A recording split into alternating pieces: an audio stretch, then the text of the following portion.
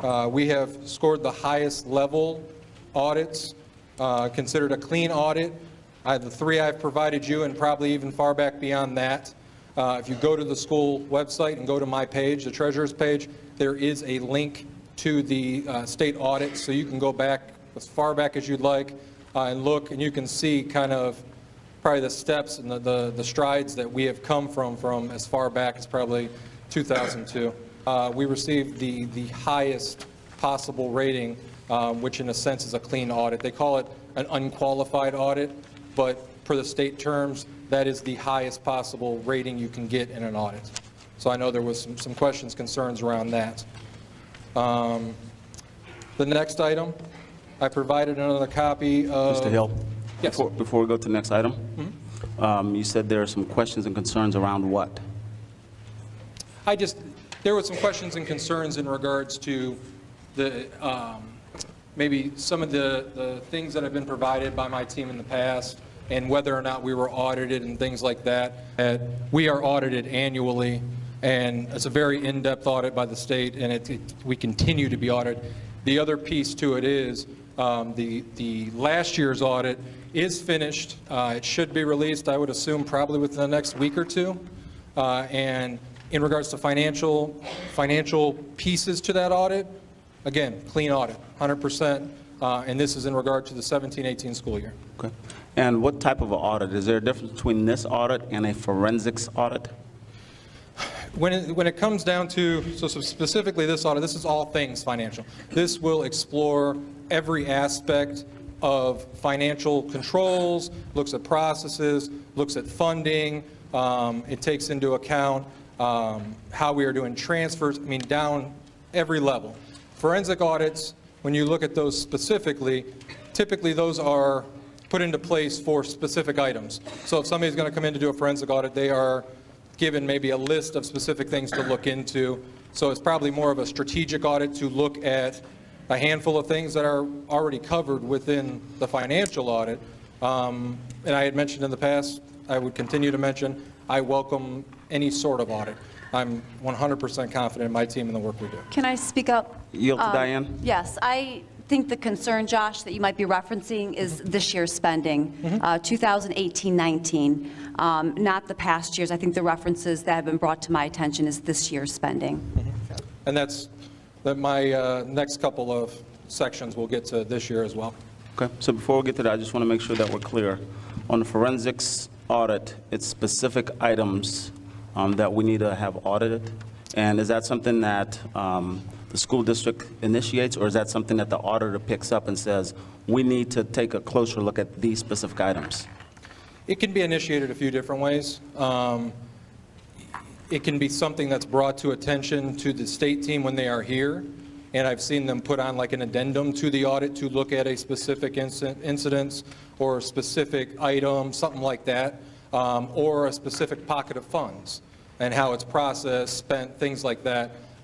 You can have an outside firm do it, but the one through the state can be initiated a number of ways. I can say, there has been some concerns. Would you look into this? I don't know, being that they're my books, that it would make sense for me to initiate it, being that I know my confidence level in it. But again, I by all means welcome, if there are specific concerns, I would be more than happy to either put the person in contact with the state audit team, as well as, or if you wanted to send me an email with the list of concerns, I'd be more than happy to forward it on. Okay. And has there been a forensics audit completed during your tenure? And what would be the appropriate timeline to make that request for a forensics audit?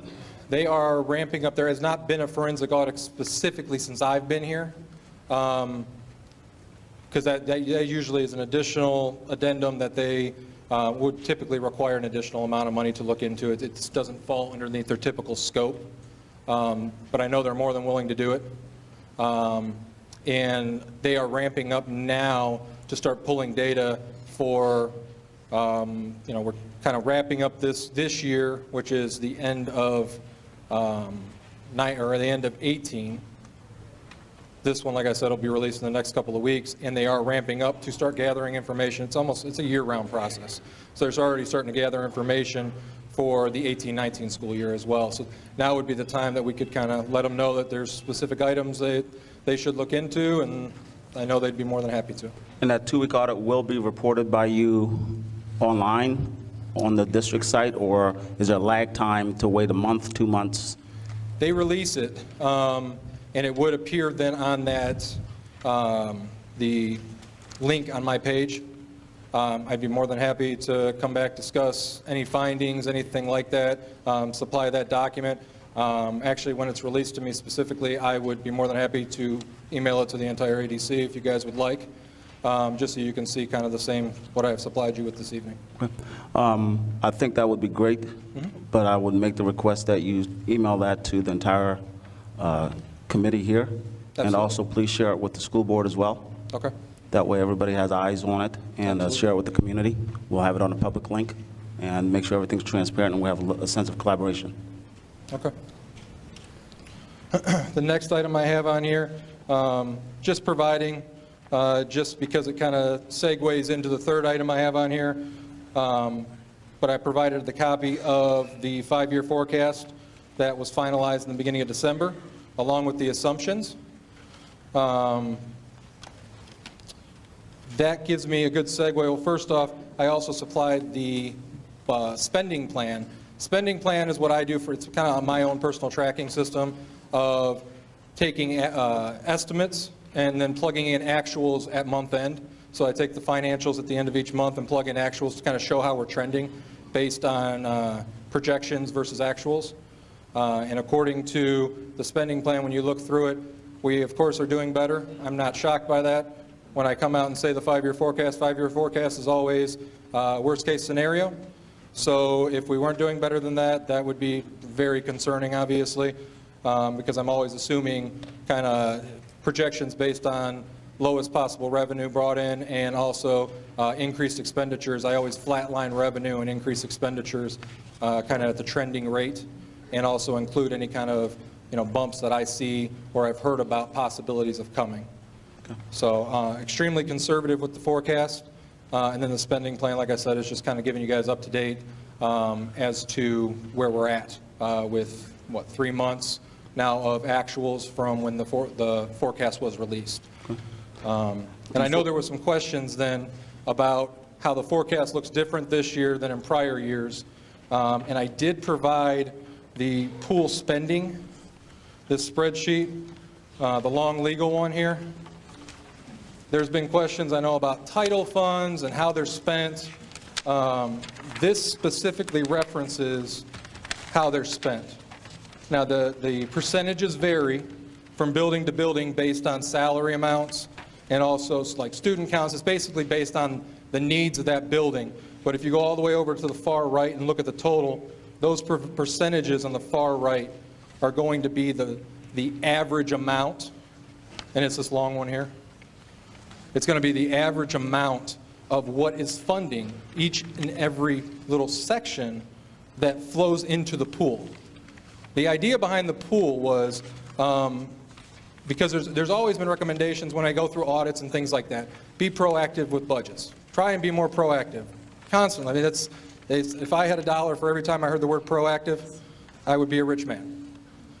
So the idea behind this is to not only take general fund dollars and be proactive with that planning of spending them, but also take and steer grant funds, i.e. title and IDEA in here, and rolling them in. So looking at the total pot of needs and the total pot of revenue, and making sure that a piece of each one of these sections, general fund dollars, Title I, and IDEA, touch everything instructional.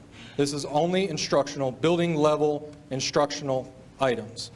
This includes, as you go down the list, instructional salaries, which are teachers, personal attendants, classroom aides, and tutors, their benefits, includes instructional purchase services and instructional supplies. And in most cases, the large majority of these have been pushed down to the building level for discretionary budgets. So the building does have access to these funds to where they can basically plan around their specific needs. There's the support salaries, which includes instructional center aides, guidance counselors, and social workers, and their benefits. There are admin salaries in here, principals, deans, secretaries, and school directors, and their benefits. There's admin purchase services, admin supplies. Still instructional based. Everything is based around the instruction of the buildings. So when you look at each and every one of these line items, on average, it's like 91.3% is general fund. So say you take a dean's salary. 91.3% of that dean's salary is general fund. Then 5.44% is Title I. Then 3.29% is IDEA. It's all evenly, every instructional dollar that's spent, or every instructional cost is evenly cut with that percentage. And it does, there is some variation if you look across. So like Admiral King, instead of it being, you know, it's down about a percentage from the average. And that's based on their specific building needs. So I know that was some concern about whether or not, you know, let me reiterate, like specifically like a dean, an entire dean is paid for out of title funds. That's not accurate. They're in the pool, and there are percentage based of their salary is paid out of title funds, roughly 5%. And that falls within the margin? Yes, this is all factored in, so that when you see the total on here, and we're actually trending better according to these transfers. When we initially did this estimate, being that this was kind of a whole new process, and let me reiterate or not even reiterate, but bring up the fact that this isn't something new. This isn't something that I came up with and then just arbitrarily passed it on. This is something Cincinnati's doing, public schools, and I even listed out a handful of other ones: Martins Ferry, Southeast Local, Alexander Local, Barnesville, and Bel Air, and those are just schools relatively. Cincinnati's much bigger than us, but the other schools are relatively our size. So it's the trend. It's something that the state is recommending go to, because obviously it's forcing you to look at dollar. You know, you're looking at expenditures and making sure revenue is aligning to it. You're not, far too often when it came to grant funds, you get a dollar amount assigned to you in September or possibly sooner, and then you're trying to spend those dollars down. And it might not be directly aligned to what the general fund dollars were specifically earmarked for. So you almost got two paths. This is taking those paths and merging them and making sure we're aligning every dollar to the same plan. So if I'm hearing you correctly, number one, every school has a different allotment of funds based on their specific needs? That is correct. It's going to be tied to not only student counts, but then specifically, like if you look at social workers, a bigger school is going to maybe need 2 social workers, or secretaries, a bigger school might need an extra secretary. Those things are all factored in, and that's why you see some variations in the percentages. So are we in compliance with the federal system for title funds? 100%. With the spending of title funds, we are in compliance? 100%. And that's what the no findings indicates? Well, the no findings, this would be in next year's audit, so I don't want to misspeak about that. But these are all things I make sure, and that's kind of how I've always been, I will make sure when something like this, a major change like this, I will sit down with our state auditors and run it by them. And I got a great state audit team to the point to where they're going to tell me any concerns by any means. They had no concerns about this. They said, yes, other schools do it. It is absolutely 100% legal. And actually, they like it too, because obviously it steers them from having to almost look at 2 different channels. You know, because when they go through that, when they do an audit, they look at, you know, amount of funds, purpose of spending, process of spending. They look at all this. So the idea that these two roads have kind of came together at how you're looking at spending, they appreciate it because the philosophies are the same on both of them. I have a question, and Yes, ma'am. forgive me because I'm having extreme difficulty reading this chart. Maybe it's a sign I'm getting old. But Josh, I have 2 questions for you. This year, 2018-19, how much is the district receiving this year in title funding, total amount? That I do not have with me, but I will tell you that not every title dollar does go into this. There are Okay, I just want to make a specific- comparison, because this is what I'm hearing. The title funding that we're receiving this year, a large portion of that money is being spent on dean services within the school building. So I just kind of want to really get a good idea or a picture of how much money is the district receiving in title funds, and how much of that money is being spent on administrative dean salaries. Absolutely. And I'll give you the total dollar amount. I will tell you, the large portion of title funds is within the pool. I just want the, Absolutely. So- And every one of the dean's salaries is within the pool. There isn't other deans that are I outside of the understand that, I'm pool. just wondering. So what the can you amounts get are. us that information? Absolutely. Okay, what's the timeline? I can go back tomorrow morning and send it right to you guys. Okay, so if you could send it through the chief? Because the other thing that lives, this is the summary page. So the other thing that lives within this is I can pull up Admiral King's specific pooling budget, and that's going to show specifically the deans, principals, everybody that lives within those salaries. It'll show every teacher's salary within that specific budget.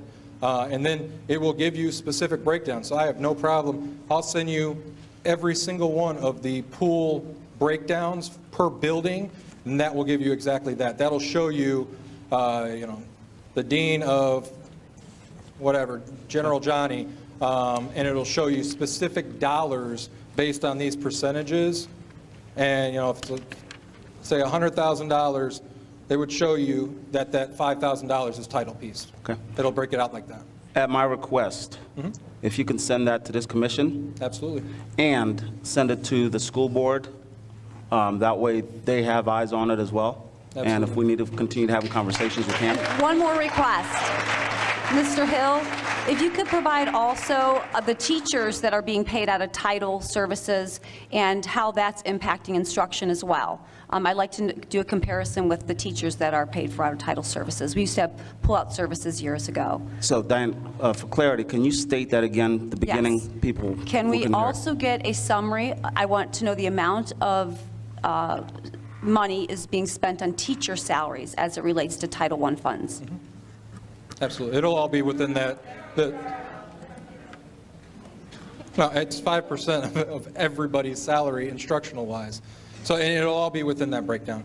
When I send you each of the building-specific ones, it'll show within there. Okay, thank you. Thank you. The other piece, and just kind of give an update, state reimbursement for CEO's salary and benefits. I've been in contact for the last couple of weeks talking back and forth with Aaron Roush, who is the director for Office of Finance and Budget for the state.